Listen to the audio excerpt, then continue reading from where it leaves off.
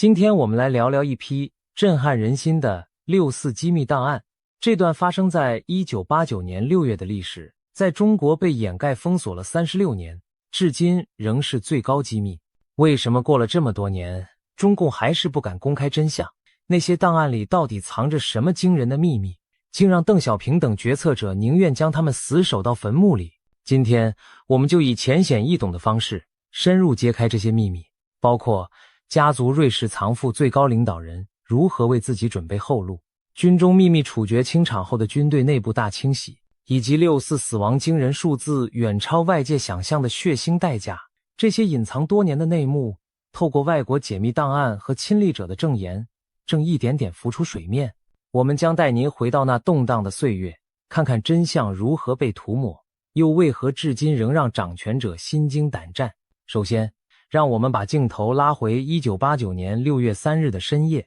北京长安街上灯火通明，却混乱不堪，枪声、喊声、哭声此起彼伏。经历了近2个月的学生民主抗议后，中共当局在这一夜下达了铁血命令，不惜一切代价清场。坦克和装甲车隆隆碾进市区，全副武装的解放军士兵在夜色中对着手无寸铁的学生和市民开枪。请试想，那一幕年轻的学生们依然高举着写有自由民主标语的横幅，甚至围成圈守护着天安门广场上的民主女神塑像。他们有人唱着国际歌，有人大声疾呼，我们不怕死，我们不怕为国家的未来流血。然而子弹不长眼，机枪扫射撕裂了夜空，转瞬间血光四起，学生成片地倒下，惊恐的市民尖叫着四散奔逃，整个北京城陷入无比恐怖的噩梦之中。凌晨时分，天安门广场上发生了现代史上令人发指的一幕。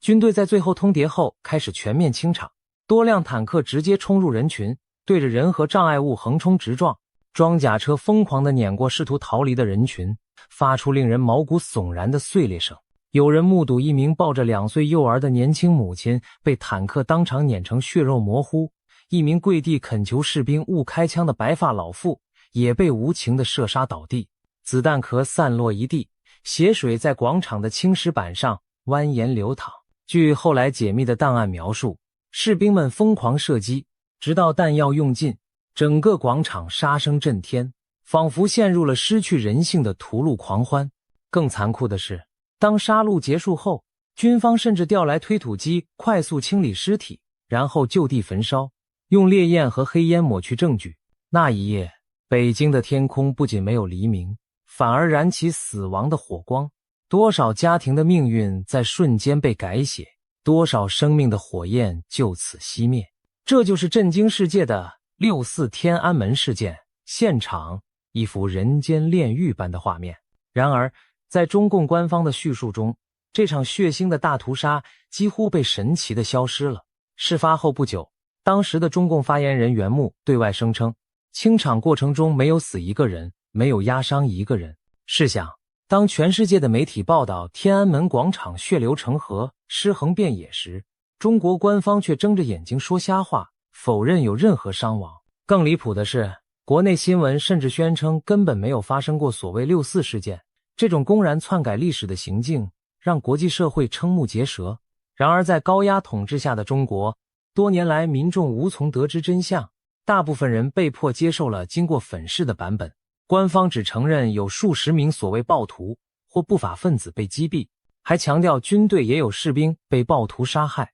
试图把责任推给示威者。实际上，这完全是颠倒黑白的谎言。那么，真实的死亡人数到底有多少？这始终是6·4事件中最大也最敏感的秘密之一。中共当局从未公布过正式数字，对内对外都讳莫如深。然而，透过西方国家近年解密的档案，我们终于得以窥见冰山一角。美国白宫的机密档案显示，当年美方透过埋伏在解放军戒严部队内部的线人，获得了一份中共内部对6·4死伤人数的评估报告。这份报告内容相当惊人，根据中方自己的内部统计，6·4事件中死亡的人数高达10454人。是的，你没看错，10454人被杀害，远远超出外界原本以为的几百人甚至几千人。这个数字仿佛一道惊雷，彻底击碎了中共官方的谎言。更让人触目惊心的是，除了死亡人数外，受伤的人数多达28796人，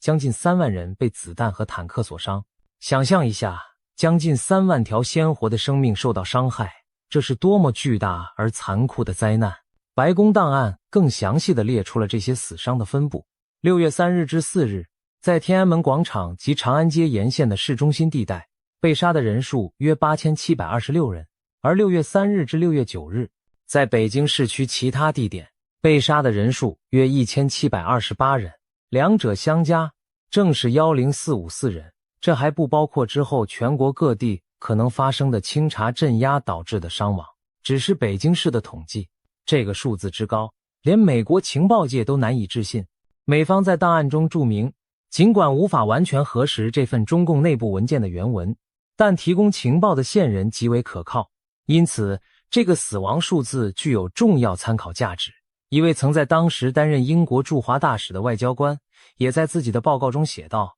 至少有上万名人民在那场镇压中丧生。西方多国情报的结论惊人的一致，6·4死难者的人数是成千上万计的，绝非中共宣称的几十人、几百人可以概括。了解了死亡人数的真实规模后，再回头看中共当年的表演，不能不令人感到荒谬与愤怒。一边是上万条生命的消逝，无数家庭的破碎，一边却是官员们面不改色地说没死几个。为了维护自己的统治，他们连最基本的人性与良知都抛到了九霄云外。更令人心寒的是，这么多年来，中国政府对那些遇难者和伤者从未有过公开的承认和哀悼。相反，提起6·4依然是中国社会中的禁忌。幸存者和死难者家属组成的天安门母亲群体，每年只能在监视下偷偷纪念亲人。他们的一切呼吁真相、要求赔偿的声音，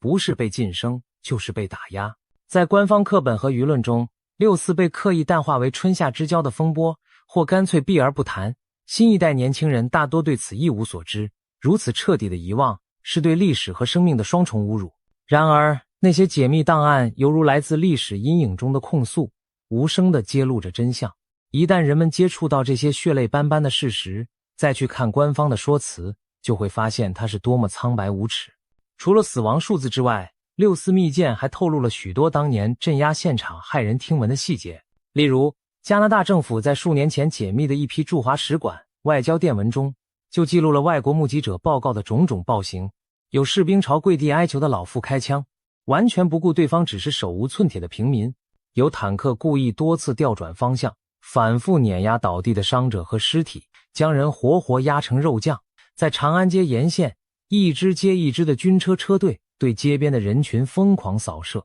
行进路线两侧人倒了一片又一片。甚至还有一段令人难以置信的记载，大约1000名手无寸铁的学生曾一度获准从广场撤离，他们手拉着手沿着北京饭店附近的正义路撤退，以为终于逃过一劫。然而正当他们庆幸时，冷血的军队早已设下埋伏，随着一声令下，埋伏的士兵突然从暗处涌出，对手足无措的学生们进行了无差别的扫射。短短几分钟内，成百上千条年轻生命就这样在绝望与恐惧中逝去。试想那些学生临死前的心情，原以为捡回一命，却发现等待自己的竟是更残忍的骗局和屠杀，这是何等的绝望和悲怆。残酷的真相不仅发生在街头巷尾，也同时发生在中共高层与军队内部。也就是说，6·4悲剧有2条隐秘的线，一条是我们刚刚描述的对平民学生的大屠杀，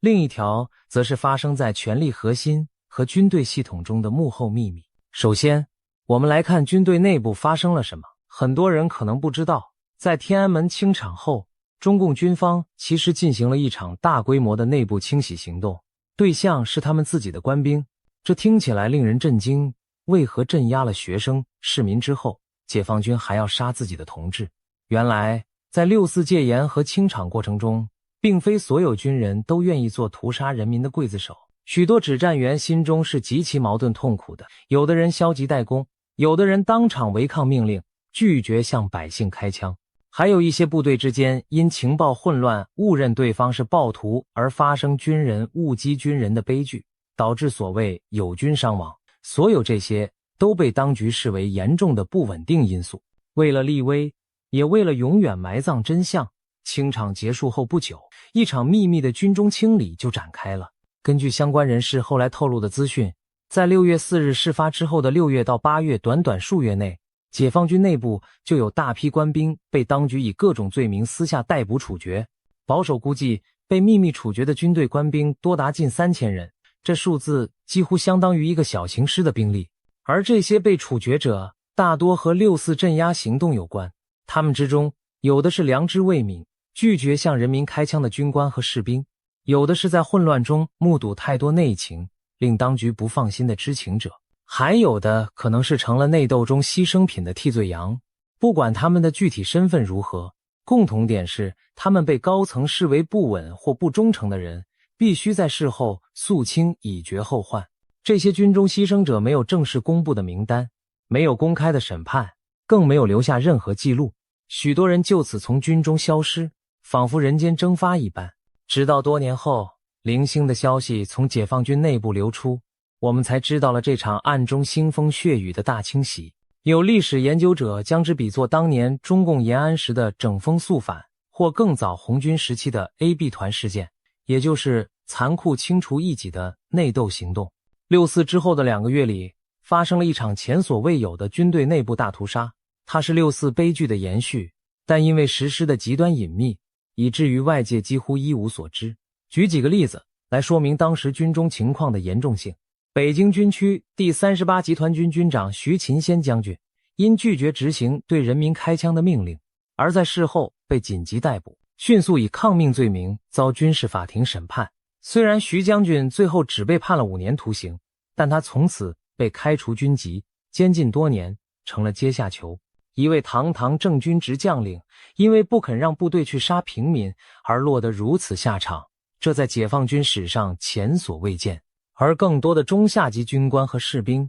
下场比徐勤先更为悲惨，许多人甚至连军事法庭都没机会见到，就直接在军中被秘密处决了。据后来整理的线索显示，有些整建制的部队在那年秋天后突然从解放军序列中消失，番号被撤销或调整。有人推测，这正是因为那些部队牵涉6·4清场时的问题，比如抗命、不服从、溃散等，高层干脆将其解体清洗，以免夜长梦多。这场军内清洗非常隐秘，以至于中国老百姓只知道6月4日广场上的枪声，却不知道6·5以后军营里发生的另一场镇压。多年来，所有军队内部清洗的细节都被严密封锁，外界更无从得知那3000多名消失的官兵的姓名和故事，他们为何被杀，临终前经历了怎样的绝望，恐怕只有当年下令的人和执行的人心里有数。这也是邓小平等8、9决策者死守不宣的又一大秘密，镇压民众的同时也镇压了自己的军队。说到这里，我们再把目光投向6·4事件幕后的中共高层，那些站在权力金字塔顶端的人当夜做出了开枪镇压的决定。他们表面上强硬无情，宣称稳定压倒一切，但很少有人知道，其实在镇压前后，这些最高领导人内心也是极度恐惧不安的。他们害怕什么？害怕局势失控，政权不保，甚至担心他们自己会不会哪天被人民清算。正因为有这样的恐惧心态，他们竟然提前为自己准备了一条退路，纷纷向国外转移资金，以防万一需要逃命时手头宽裕。这听起来不可思议，号称全心全意为人民服务的共产党领导，背地里却忙着把钱汇到国外存好，随时准备开溜。但解密档案提供了铁一般的证据。加拿大解密文件中记载了一段发生在1989年动乱期间的密文。时任瑞士驻中国大使向加拿大外交官透露，在民运动荡的那几个月里，中共中央所有的政治局常委都私下接触过他，向他打探如何才能把巨额资金转移到瑞士银行账户中。注意，这里说的是所有政治局常委，也就是当时中共最核心的几个大佬。包括谁呢？包括了时任中共中央总书记赵紫阳。虽然赵紫阳同情学生，但他当时仍是常委一员，强力主张镇压的国务院总理李鹏、中共元老级常委乔石、胡启立，以及主管经济的副总理姚依林等等。这些党和国家领导人表面上在电视讲话里痛斥学生运动动乱，摆出一副为了国家稳定不惜一切的姿态，但私底下他们每个人都在为自己计算后路，生怕大厦将倾时自身财产受损。他们找上瑞士大使，正是看中瑞士银行严格的保密传统和安全，在危急时刻，谁掌握了海外资金，谁就多一分逃命和东山再起的本钱。瑞士大使当时向加拿大同行透露了这个惊人的情况，但要求对方务必保密，可见这件事的敏感程度。有意思的是，当2015年这批外交电文解密见报后，被点名的那位前瑞士大使还特地跳出来澄清，声称从没有人来找过我打听如何转钱，那听起来太荒唐了。他的否认可以理解，谁愿意承认这种猛料呢？尤其是被牵涉的可是中共最高层，他出于外交礼节或者压力，当然要撇清。可是不管他怎么说，加拿大档案白纸黑字摆在那里，由不得他不认。更何况仔细一想，这件事本身完全符合常理。89民运期间，中共高层极度害怕政权不稳甚至垮台，这是不争的事实。当时学生运动席卷全国，各地民众响应，连中共内部都出现分歧动摇，最高领导人岂能不慌？在决定镇压之前，他们必然做最坏打算，万一镇压失败或者引发更大危机，自己该怎么办？所以他们早就悄悄准备了一旦有变，携款出逃的方案。将钱提前存在瑞士账户是最佳选择，那里资金隐匿性高，又有中立国保护，这等于是给自己准备一个豪华的逃生舱。当我们了解到这层内幕，不禁感慨，那些口口声声舍身赴死保政权的领导们，其实早把人民抛在脑后，心里装的都是自己的身家性命。他们一边动用坦克机枪镇压人民，一边暗中为自己留好后路，确保无论局势怎样都能保全家族财富，这是何等的虚伪和讽刺。邓小平当年作为中央军委主席和实际最高领袖，主导了整个镇压行动。他曾铁了心地说出一句狠话，杀20万人，保20年稳定。在他眼里，只要能维持共产党统治，哪怕杀掉20万人也在所不惜。从后来揭露的数字看，死伤人数虽未达20万那么夸张，但上万人丧生也足以令人震惊。邓小平这句冷酷名言，在当年高层小范围传达时，就足以令不少人后背发凉。而现在我们又知道，他和同僚们还为自己的钱袋子忙个不停，预备随时脚底抹油，这就更让人看清了中共执政者的真面目。所谓的一心为公，不怕牺牲，只不过是他们包装出来的谎言。当危机来临时，他们首先想到的是保命和保财，绝不是那些冲在前面的坦克兵和满街流血的老百姓。事实上，邓小平家族在89之后的确迅速地壮大了财富。有句话是他说的，让一部分人先富起来。如今看来，邓氏家族正是先富起来的典型代表之一。邓小平的长子邓朴方曾掌控中国残联等机构，一度利用影响力经商累积了巨额资产。次子邓志方及其他子女、女婿也在金融、地产等领域大展拳脚，身家数以亿计。这些都不是秘密，但很少有人将之与6·4事件联系起来。试想，假如当年学生运动导致中共垮台，那么邓家还能继续坐享权势带来的红利吗？他们非常清楚，自己的荣华富贵是建立在政权稳定之上的。难怪邓小平不惜一切要镇压到底，因为一旦政权倾覆，他和家人的利益将荡然无存，甚至可能清算入狱。而另一方面，一旦镇压成功，赶走了改革派赵紫阳，他就可以提拔亲信，确保权力交接给可靠的人，同时继续让家族在新的权力秩序中大捞其钱。事实也正如此发展。6·4之后，邓小平很快携手元老们，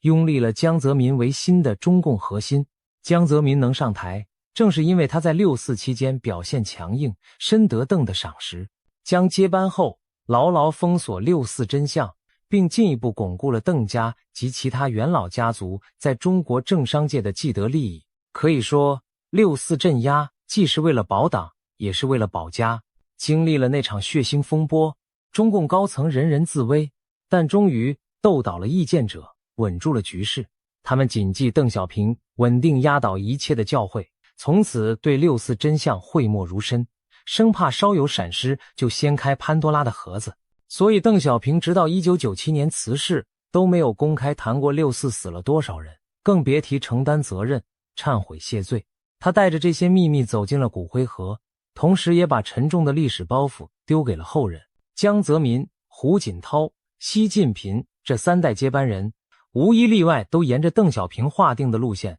把六四定性为动乱，或者干脆晋升不提，严禁平反和公开调查。因为他们很清楚，一旦让民众知道了邓小平死守的这些秘密，知道原来那场所谓平暴行动杀了这么多人，原来当年军队里还有这么多不愿意开枪的英雄被暗杀灭口，原来最高统治者自己早就准备好卷款逃跑，那么中共辛苦维系的合法性神话将彻底破产。长期以来，中共一直营造邓小平的正面形象，改革开放总设计师、中国经济腾飞之父等等。如果邓的黑暗面曝光于天下，等于自砸招牌。所以官方对六四真相的封锁甚至愈发严厉，网络上一出现相关讨论立即删除，哪怕简单2个数字89都可能成为敏感词，就是怕人民从碎片资讯中拼凑出真相。然而历史的真相终究难以永远尘封，随着时间推移，越来越多外部证据和档案开始解密，犹如一面面镜子照出当年被隐藏的罪行。国际上已经充分证明了六四镇压的血腥和残暴，也证明了中共高层的虚伪与恐惧。可以说，邓小平生前苦苦守护的那些秘密，如今正在大白于天下。尽管中国国内仍在压制真相，但纸终究包不住火。当代资讯的流通，让越来越多中国人能接触到被封锁的历史。例如，今年每逢六四纪念日前后，都有勇敢的年轻人在翻墙网络上寻找资料。他们看到了天安门母经的名单，看到了外电当年的报道，也看到了我们刚才提及的解密档案内容。他们中的许多人在震惊之余，开始反思，为何我们从未被告知真相，又是谁有权利替我们遗忘那段历史？结语：30多年过去了，天安门广场早已修缮如初，人们的生活表面上也回归平静繁华，但那块土地曾经浸透的鲜血远没有干涸，它化作一种无形的阴影，笼罩在中国现代史的上空，挥之不去。邓小平等决策者或许认为，把秘密守住就能让人民遗忘。然而历史自有公论，随着时间推进，越来越多的年轻一代会追问，那一年6月，北京到底发生了什么？当真相最终大白于天下时，人们将重新审视邓小平的功与过。那时候，他不再只是改革开放的象征，也将被永久铭记为一个下令向自己人民开枪的领导者。64不仅是一串冰冷的数字，更是一道无法愈合的民族伤口。一方面是我们要记住那些为自由和民主牺牲的英灵，另一方面，我们也不能忘记是谁下令扣动了扳机，又是谁在幕后策划并掩盖了一切。在这期节目的最后，我想说，历史的真相也许会迟到，但永远不会缺席。当年的那些密件档案正在一页页解密，死者的冤魂在岁月长河中静静哭诉，等待公道的到来。邓小平死守的秘密或许暂时维系了中共的统治稳定，但却无法让人民真正信服，更无法抹去历史留给国家的伤痕。只有直面真相，反思错误，民族才能走出阴影。然而，要做到这一点，需要极大的勇气和诚意。当局会有这样的勇气吗？目前看来，他们仍选择缄默和镇压，但我们相信，历史的记忆不会永远被晋升。也许未来的某一天，我们终于可以不再透过外国的档案，不再透过暗网的小道消息，而是在中华大地上公开地谈论64，悼念亡灵，追究责任。那将是真正翻开历史新篇章的时刻。在那之前，我们能做的就是尽可能传播真相，不让谎言主导我们对历史的认知。今天的分享就到这里，